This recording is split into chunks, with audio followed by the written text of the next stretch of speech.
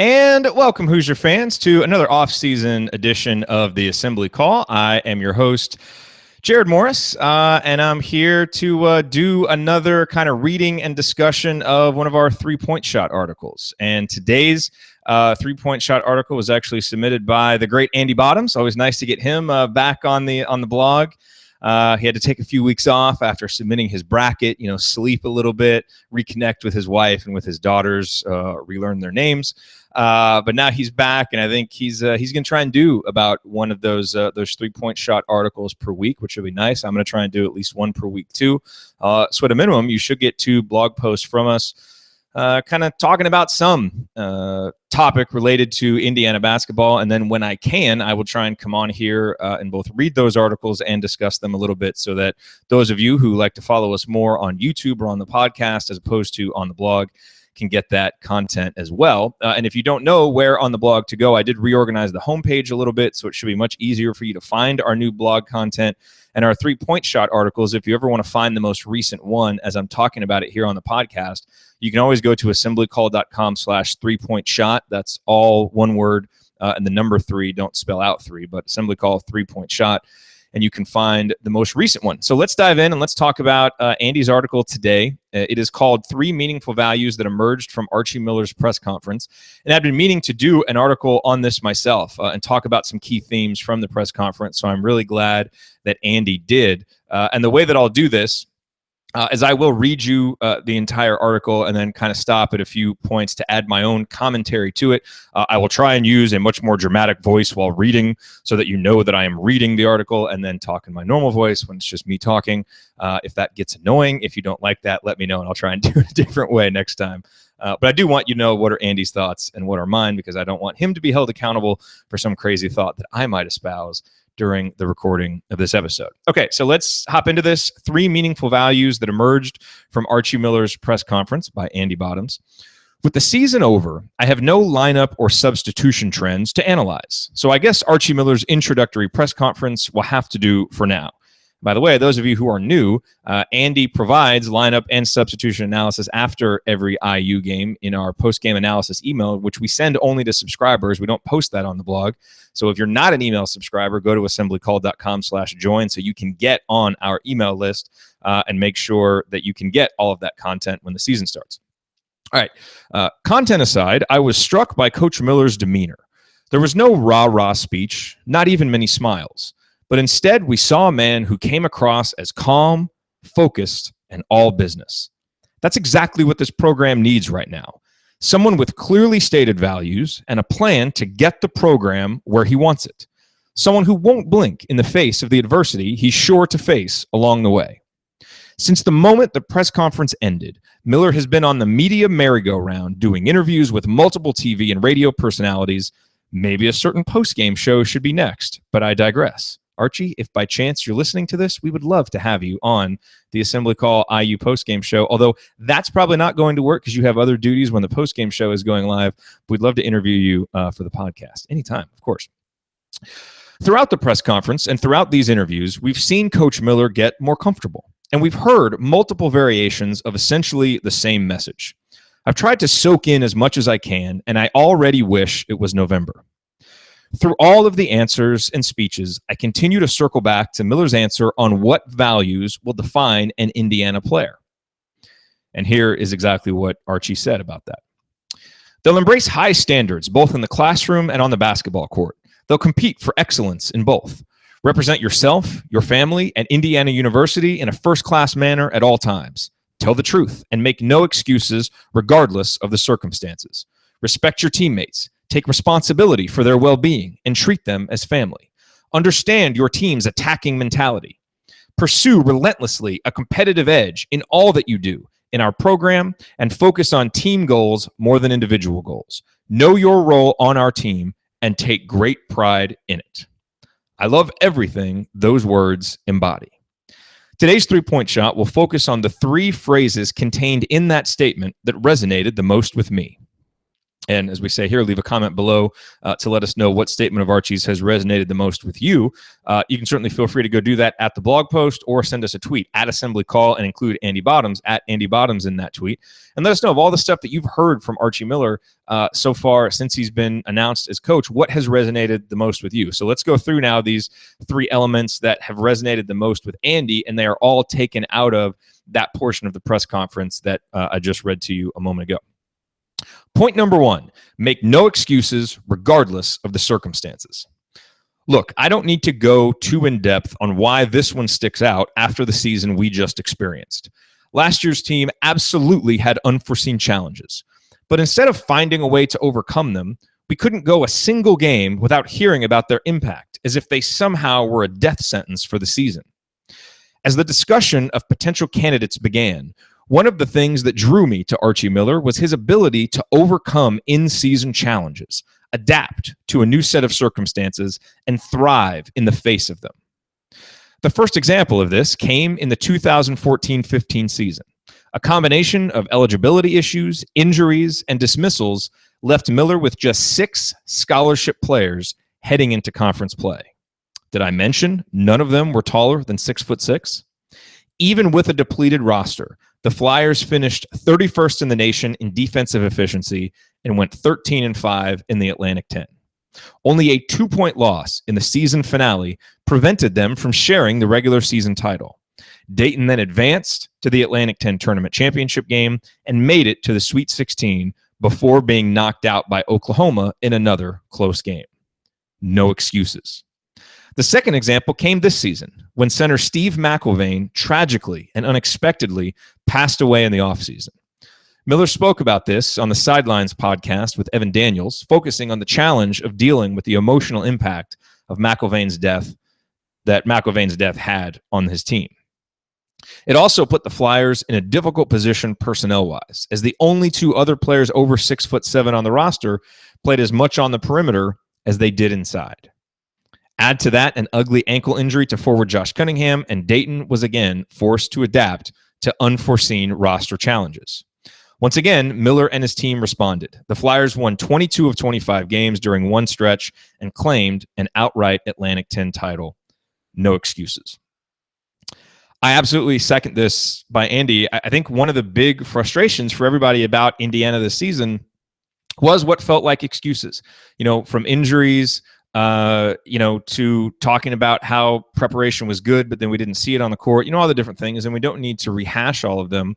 And I think what Indiana fans would have appreciated and respected more was kind of more of a no-nonsense approach, more of an extreme ownership, extreme accountability approach where it's not kind of a constant reminder of we can't do this because of this and all of that. It's just, hey, these are the cards we've been dealt. Let's go make the best of them. And so we obviously will have to see how Archie Miller handles that at Indiana. But certainly when you look at those 2 examples that Andy cited, it gives you some confidence that his mentality will be a little bit more no excuses, a little bit more extreme accountability. And hopefully that can help Indiana, because I think we all agree this year's team had enough talent to be better than 18-16, despite the loss of some really key players. But unfortunately, that was never able to happen, and the team did not flourish. And I firmly believe that a part of that was simply because there were excuses that seemed to be baked into everything Indiana was doing this year. And I really hope that we can move past that now, moving forward with Archie Miller. Okay, so that's point number 1. Real quick before I get to point number 2, do want to take a quick minute and tell you about our sponsor, SeatGeek. As you know, buying tickets online for sports and concerts has been a confusing process for a long time. It's always been hard to find the best deal for that game or show that you want to go to, and none of those older ticket sites want to change that, but SeatGeek is different. They've come along and they've created an amazing app and website that makes it easier than ever for fans to buy and sell tickets. SeatGeek is always the first place I go to look for tickets to a game or concert, because everything about SeatGeek is designed to make life easier for sports and music fans. And I can tell you, when we go up to Bloomington for our annual trip this year, whether it's in December or January or February, SeatGeek will definitely be the place that I go to look for tickets. And I anticipate them being pretty expensive, given the enthusiasm, the renewed enthusiasm around IU basketball. SeatGeek does all the price comparison for you by searching multiple ticket sites and ensuring that you get the best possible deal. They do the work, you save the time and money, and here's the great part. Listeners to the Assembly Call get a $20 rebate off of your first SeatGeek purchase. So to get your $20 rebate, do this.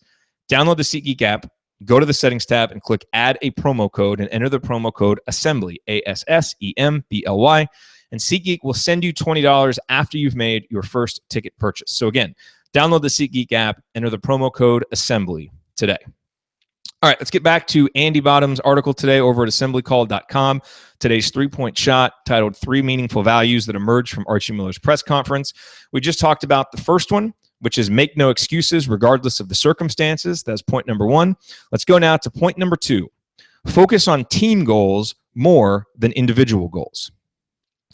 During one of our post-game shows, we tried to put our finger on what IU's calling card had been during the Crean era. What did we stand for as a program? The fact that we struggled to answer the question was telling, but the consensus centered around individual player development. Certainly, player development is important, and Coach Miller said as much himself during the press conference. But during the 2015-16 season, we heard guys like Nick Zeisloft talk about playing for Indiana as opposed to just at Indiana. Quite frankly, I never felt that mantra was nearly as important to this year's team. But it has to be. Playing for Indiana needs to be a constant, not something that ebbs and flows or takes a back seat to individual goals and development. Let's take Thomas Bryant from last season. Much was made of the development of his perimeter skills, whether it be taking part in ball handling drills or improving his outside shot. That versatility served him well at times last season. But his propensity to linger on the perimeter was a frequent talking point during times when the offense became stagnant. He could never seem to find the balance between when to play inside versus when to play outside, and that contributed to the team struggling to reach its potential. To be clear, I am in no way suggesting that selfishness drove Bryant to play the way he did, but I do think he and the team struggled to translate the development of their individual skills into an understanding for how each player's skills needed to fit together so the team could succeed consistently. Again, I agree here wholeheartedly with Andy, which shouldn't surprise you. As he mentioned, we talked about this a number of times on the post-game show, and I do believe it is the double-edged sword of your program brand being about player development. I mean, that became the big recruiting pitch for Indiana. And Alex Bozich wrote a great article about this over at InsideTheHall.com about, Tom Crean's belief and his philosophy in player development and what Indiana does. And clearly it's been successful. Many players have developed very well under Tom Crean and ended up getting drafted higher than you would have thought based on their recruiting rankings. And guys like Troy Williams and Yogi Ferrell, who didn't get drafted, showed this year with what they've done in the NBA that they clearly developed as players. Now, some other players obviously didn't develop as well, and we don't talk about them as much, but I think you can say that player development was a strength under Tom Crean. But at what point does individual player development and does, perhaps even trying to showcase your program's individual player development and showcase a player's varied skills for the NBA, at what point will that impact what you're trying to do as a team if doing this individually is taking away from maybe someone doing something else that they are better at, if that makes sense? And I think at times this year, we saw that maybe with Thomas Bryant handling the ball outside and trying to create more on the perimeter instead of parking himself down low and just getting the ball and going to work. And to be fair, there are examples with other guys as well. And so I think we've heard from Archie Miller, obviously he is a player's coach. We've heard that from everybody, and he is big on player development and improving players, but he has a clear focus on that individual player development and individual goals not trumping the team concept. And again, as with everything else that he said, we'll have to see it in practice. But I do appreciate hearing that from him, and I'm hoping it's something that we can bring back to Indiana, where there is more of a balance between team goals and individual goals being, if not equally important, then the team goal standing above the individual goal. And of course, the irony there is that as the team improves, typically all boats rise and guys end up looking better, than they would if the team is losing, even if they're putting up great individual numbers. So again, point number 2, focus on team goals more than individual goals. Point number 1, going back, was make no excuses regardless of the circumstances. And now, here is point number 3 from Andy Bottom's article, 3 Meaningful Values That Emerged from Archie Miller's Press Conference. Point number 3, know your role on our team and take great pride in it. Perhaps one of the most telling moments of the season came when Tim Priller entered the Northwestern game and started going full Brian Sloan, as Ken Bykoff put it. In some ways, it seemed jarring to watch a player come in and so clearly understand exactly what he needed to do to help the team. And you know what? The team was more successful for it. When I look back at some of the IU teams I grew up with, guys like Sloan, Chris Reynolds, and A.J. Moye stand out as clear examples of players who knew and embraced their roles on those teams. Each of them had their limitations in one aspect of the game or another, but that didn't prevent them from making a positive impact each time they stepped on the floor. The other team knew Sloan was out there to screen anything that moved in an effort to free up more talented offensive players, but that didn't stop him from consistently creating opportunities for his teammates. The other team knew Reynolds couldn't shoot the ball well, but he was the consummate floor general, getting players and the ball exactly where it needed to be while being one of the best defenders to ever wear an IU uniform. And the other team knew Moye didn't have the size to play the power forward spot he was often asked to play, but he brought unmatched energy and toughness to every game, never backing down from anyone. Just ask Carlos Boozer. But last season, we found ourselves wondering how positionless basketball had seemingly morphed into role-less basketball, and how the team's play had suffered as a result. Who was best suited to run the point? Who was best suited to come off the bench? I'm not sure those questions and plenty of others were ever really answered. Maybe I'm reading too much into a press conference, but hey, it's all we've got right now. Still, these values are at the heart of what IU basketball means to me. Ultimately, these are all just words, and they're only important if the players are held accountable to them and respect what they represent. Time will tell whether these values are embraced by the players, but as I look down the roster, I see a number of players who could flourish if they do. You know, it's a great point by Andy, because I think that was a recurring theme throughout the season was, do these guys really understand what they're being asked to do, or do they understand what they should be doing? You know, we saw that with Robert Johnson trying to play point guard and how that really didn't work. And, you know, we kind of mentioned, you know, Thomas Bryant, what exactly was his role? Is he supposed to spread the floor and be a three-point shooter? Is he supposed to go down in the post and anchor Indiana's offense? And you can go on and on down the line. And, you know, one thing that we've heard about Archie Miller is he's extremely organized. He's extremely detail-oriented. You know, he's got a plan.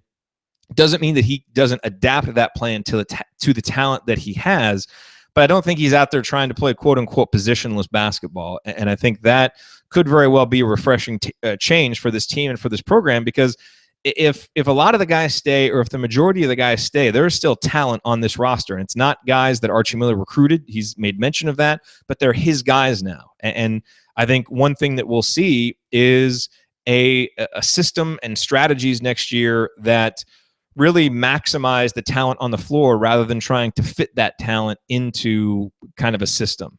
And I think we saw a little bit too much of that from Indiana this past season. And so hopefully we see a reversal of that as we go on into this year and then into the future of Indiana basketball. But I agree with Andy, you know, that there's enough talent on this roster to be a good team next year. And it's going to be really interesting to see how Coach Miller molds that talent and what roles emerge and how he maximizes the strengths and tries to minimize the weaknesses of each of the players on the roster, players that he didn't recruit, that weren't necessarily, you know, picked as they fit for his system, but how does he do it anyway? And then we'll see it evolve as he does recruit guys that are better fits for his system. All righty, if you have any comments about this piece, again, send us a tweet at AssemblyCall at Andy Bottoms. And again, assemblycall.com/3pointshot is the place on our blog where you can see our posts. And don't forget to go to assemblycall.com/join and get on our email list if you aren't already. We hope that you will be, so that you can get our 6-banner Saturday news roundups. Plus, once the season starts, so you can get all the post-game analysis emails that we do, including the analysis from Andy Bottoms. It'll be interesting to see how the lineup and substitution analysis that he does changes with Archie Miller as opposed to Tom Crean. As we know, there was often very frenetic substituting, and not always, at least it seemed, not always a rhyme or reason for what was going on. And that may have in part led to the struggle for certain guys to get into a rhythm and figure out their roles. And so we'll see how Coach Miller is when he does it. All right, thank you all for listening, and we'll talk to you on the next episode of the Assembly Call, which should be Thursday night live at assemblycall.com/live, and then we'll post the podcast on Friday morning. That is the next episode of Assembly Call Radio. I'm sure we will discuss some of these topics that we've been discussing in three-point shot and more. And Ryan Phillips should be back, so you'll get to hear all of his thoughts on this, because you haven't heard from him since Archie Miller was hired, and I'm sure he's got a lot of important, hot opinions to divulge, and probably some cheering to do, since Steve Alford was not the one hired, and so we will let him celebrate that on Assembly Call Radio. All right, we'll talk to you all on Friday or Thursday night if you want to join us live. Talk to you then.